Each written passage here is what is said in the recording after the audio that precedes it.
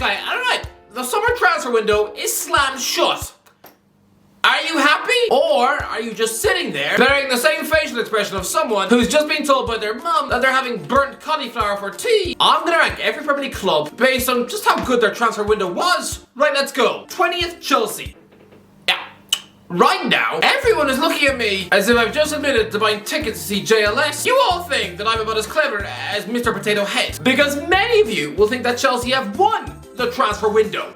Some are saying it's the greatest window of all time. Yeah, they've just spent over £300 million on 8 superstars, allegedly. I mean, the 7 permanent signings they've made are now on contracts for a combined 56 years. Does nobody understand how Todd Bowley is burning the club's dignity in a shallow bin? Every single one of these signings are gambles, as they all have had as much Premier League experience as my nan, and she only ever competed in sewing competitions. These are all unproven players from abroad, and yet somehow their contracts combined are older than Will Ferrell. We are just witnessing the next Leeds or Portsmouth. How can Bowley possibly afford this? Can we all just agree that he's just a rich man who plays too much Football Manager whilst eating pizza in the nude? Not only is this financial mess and headache going to chew away the club's DNA, but to cap it all off, you waited too long to get Hakim Ziyech off the wage bill, so now he's stuck at the club, and you just strengthened Arsenal's title challenge by just giving them Jorginho for just 12 million quid. Why could you just sold him back to Napoli? Because, Todd, that would show that you've actually got more than just pepperoni and cheese rotting in your skull. I honestly think that Chelsea imprisoning these untested could-be flops into massive contracts. I really do think that Bowley, within 5 years, will have Chelsea in the Championship, so I don't want to hear the likes of Match Magazine drooling over these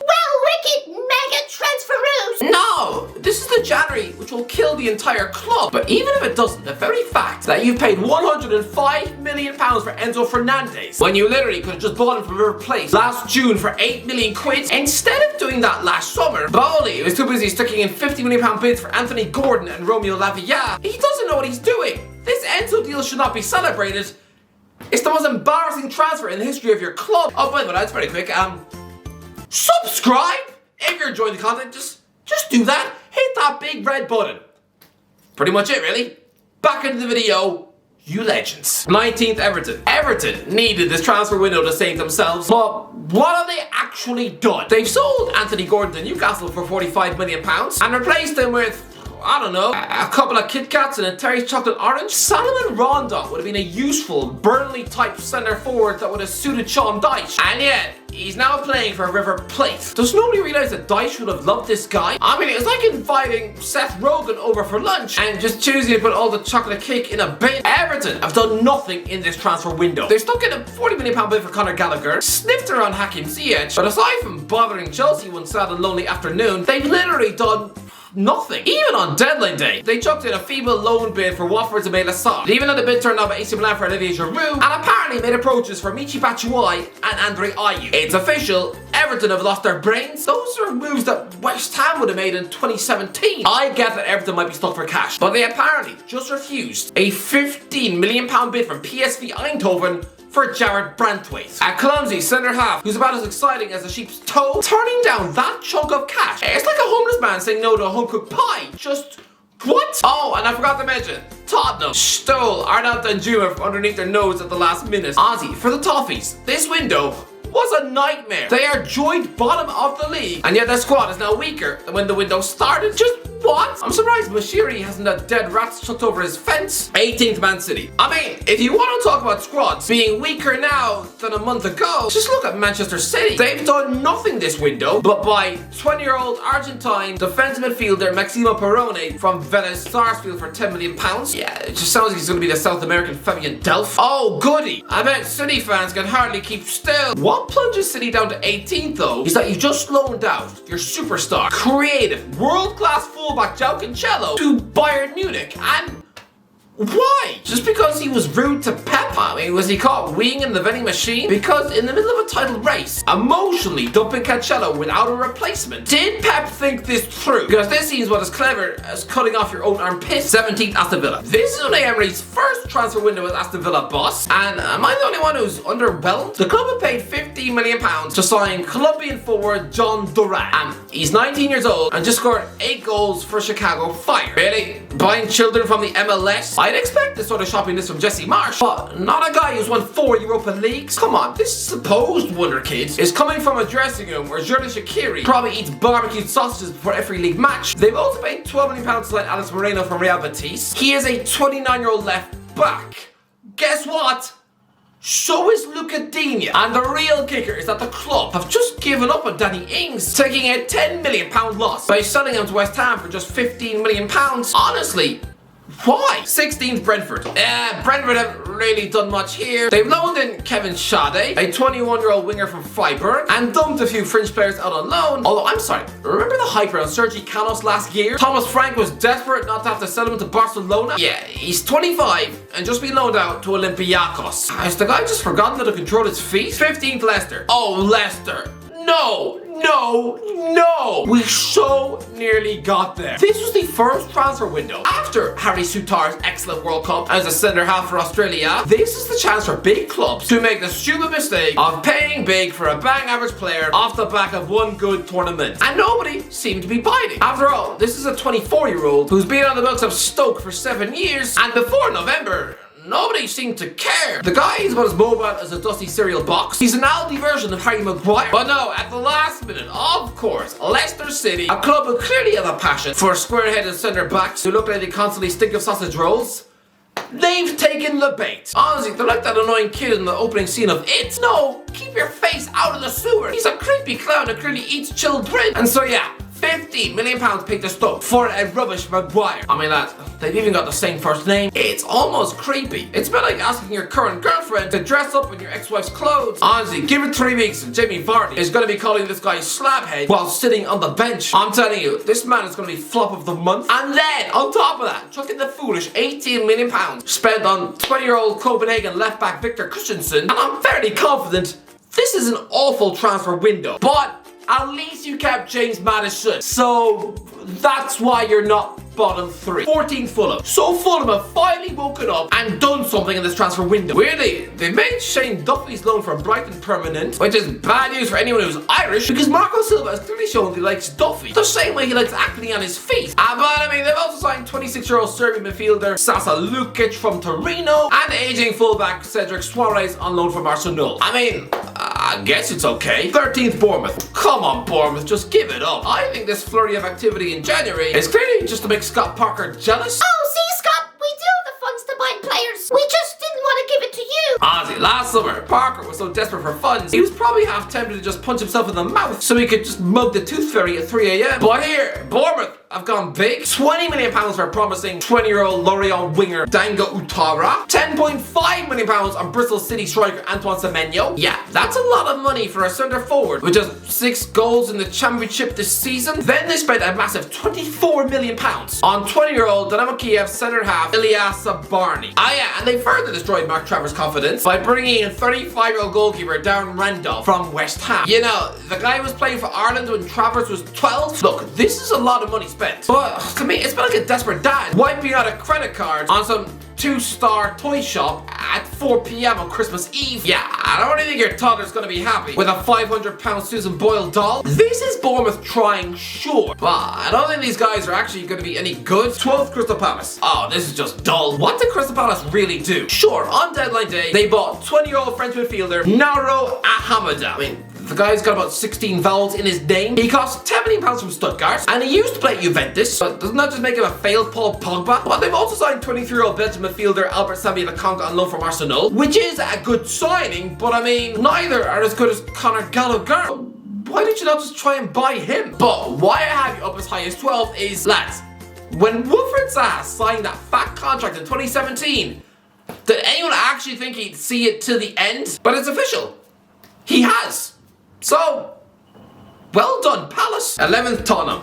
Why are Tottenham so obsessed with right backs? This haggling over 23-year-old right wing back Pedro Porro from Sporting Lisbon. Don't forget, someone who spent 3 years at Man City and nobody seemed to care. Antonio Conte finally got him in on loan in the last minute. But, so, He's got 1 cap for Spain. That's 3 less than Hector Bellerin. Weirdly, just replaced him at Lisbon. But lads, this guy's the 4th right back Tottenham have signed inside the last 2.5 years. They've loaned Jed Spence to Rennes, which makes no sense to me. Brentford wanted this guy on loan. Do you not think Premier League experience would have served him better than just flushing him off to France? They just spent every day eating croissants in the sun. And, I mean, they full-on sacked Matt Doherty, who's now gone to Atletico Madrid. Daniel Levy, did you not learn from Kieran Trippier? You just know Doherty is going to be an Atleti superstar. Hopefully the Spanish will learn how to actually pronounce his name for the last time. It's not Doherty. No, he's not an Irish gingerbread man. You've also loaned out Brian Gill to Sevilla just when he was coming good in a Spurs shirt. It's all just a bit meh. 10th Liverpool. Liverpool's transfer window isn't great. You didn't actually buy or sell anyone in January because Cody Gakpo signed 3 days after Christmas. And yeah, he was a nifty £40 million buy from PSV. And when the news broke, I'm sure Manchester United fans weeped into their blueberry pies. But other than that, Liverpool have glaring weaknesses and an injury crisis, which they always seem to have. And yet, FSG have not lifted a finger. Are you just scooping up all the pennies outside Anfield and waiting to bid for Jude Bellingham in July? Like, honestly, Liverpool fans waiting for the board to do something this window. They're like waiting for Michael McIntyre to tell a funny joke. Yeah, you're going to be waiting until the grave. 9th, Brighton. Okay, look, Brighton have sold Leandro Trossard to Arsenal, but that's not a bad thing. A brilliant player, sure, but he's becoming a toxic brat who only had 6 months left on his deal, and you managed to shake the Gunners down for £27 million. He was out in the cold, demanding a move, and would have cost less than a Fredo Bart in June, and yet you still managed to make him your 4th most expensive sale of all time. Honestly, that's incredible. What's not incredible is rejecting £70 million from the same club for Moisa Sido. Arsenal were prepared to make your company £100 million richer for 2 lads both begging to leave on Instagram. Other than that, you signed a teenage attacking midfielder, Buonanotte from Argentina, and a 19-year-old Swedish midfielder, Yasin Ayari. They could be great. They could also both be working in a phone shop at 29. We'll see. But other than that, yeah, good window. 8th, Man United. This is just the window of loans. All Manchester United have done this month is just borrow players. One is a backup goalie, Jack Butland from Crystal Palace. The other is 30-year-old Wout Weghorst, a Burnley misfit, the Dutch Igalo, and the last is more like it. 28-year-old Austrian midfielder Marcel Sabitzer, borrowed from Bayern Munich to replace the injured Christian Eriksen. As far as panicky last-minute deals go, this one isn't bad. I mean, he's not some dusty Bayern Munich reserve. I mean, he's playing for them virtually every week. Was a midfield superstar at RB Leipzig. I actually think it's a pretty good signing. But honestly, this is just a month of borrowing stopgaps. So that's it, I don't know. Yeah, it's good, I guess. 7th, Southampton. Okay. Who is Kamaldeen Sulemana? Does anybody know?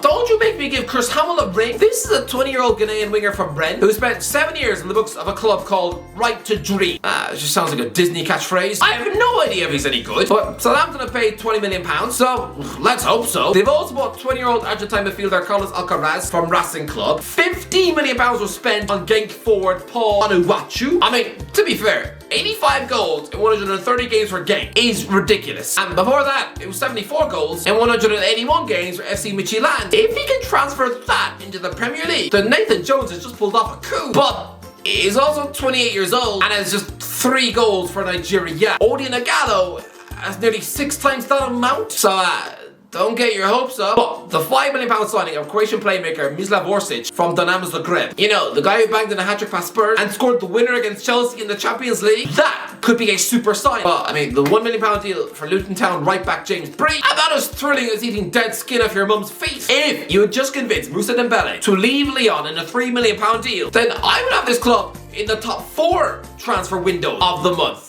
But you didn't, so I don't know. I'll leave you in 7th. 6th, Newcastle. Look, Newcastle's squad is stronger than it was a month ago. John Shelby and Chris Wood have both been sent off to Nottingham Forest. Carl Darrow is now on loan at Hull, while the club have bought West Ham right back Harrison Ashby and £45 million Anthony Gordon from Everton. This isn't a mind-blowing window, but you're still stronger than you were, so yeah, why not? 6th, 5th, West Ham. Look, choosing to sell Craig Dawson to Wolves for just £3.3 million definitely is about as clever as licking the radiator, but you have replaced him with a Brazilian centre-back Luciao from Sao Paulo, who is 12 years younger. Honestly, that's like how Jared Piqué upgrades his wife. But the big one, £15 million for Danny Ings, which is just clever business. That man alone will keep you up. Great signing, so yeah, West Ham in 5th. 4th, Leeds. This is a good window. First of all, Leeds turned down Leicester's £20 million bid for Jack Harrison. They've signed Juventus midfield baller Weston McKennie on loan. Jesse Marsch is literally recreating USA's World Cup midfield. McKennie and Tyler Adams are going to be a brilliant double act. Diego Llorente has been confirmed as just being a big money Leeds flop and has since been loaned to Roma. And you replaced him with 24-year-old Austrian defender Max Wober from Red Bull Salzburg. It's just, the only problem is, you needed a proven goal scorer, not another child. Jorginho Rutter is a 20-year-old French under-21 forward, and you just signed him from Hoffenheim for a fee rising to £36 million. Wilfred Otto is already the Leeds wonder kid up front. What this team needed was proven goals, like a Danny Ings, not someone with 2 Bundesliga goals all season long. Rutter is a massive risk, but still, good window Leeds. 3rd, Wolves. Julian Lopetegui hated his Wolves squad. I think that is clear because he just revamped your team. In comes 21-year-old Brazilian midfielder João Gomes from Flamengo for 20 million quid. Craig Dawson is a reliable centre-back cover. Mario Lemina is back in the Premier League after a £9 million move from Nice. And 30-year-old playmaker Pablo Sarabia is interesting. Nearly 30 caps for Spain. He was a superstar monster on the wing for Sevilla under Lopetegui. And last season, he just scored 22 and assisted 10 for Sporting Lisbon. 3 seasons ago, he even scored 14 goals in a season for PSG. And you signed him for just £4 million?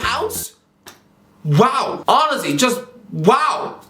This is a brilliant window for Wolves. 2nd, Ars, clever window again. Leandro Trossard is an intelligent depth cover signing. Jacob Kivior is a £17 million buy from Spezia. And yeah, that's more depth at centre back. So Mikel Arteta never has to look at Rob Holding in the face again. And buying Jorginho, the guy who last year was 3rd at the Ballon d'Or from Chelsea for just £12 million. That is less than what Everton paid for Dwight McNeil. It's the reverse Fabregas. Arteta just choosing to scan which players had contracts up in May. Clever, shrewd business. 1st, Nottingham Forest. I don't think any Premier League club will make more signings in a season than Nottingham Forest ever again. That is 28 now. But still, I mean, there was slightly less madness than in the summer transfer window. But still, this was low-key brilliant business. In comes highly rated 21-year-old Brazilian midfield baller Danilo from Palmeiras. Then there's a former Brazil international in the form of 33-year-old centre-back Roque Felipe from Atletico Madrid. I mean, he was a title-winning defender under Diego Simeone. Steve Cooper probably can't believe his luck. He's probably having to catch himself from fainting into his Cocoa Pops. Target man Chris Wood is a brilliant loaner rival from Newcastle and should score some goals. Although, I think Jonjo Shelvey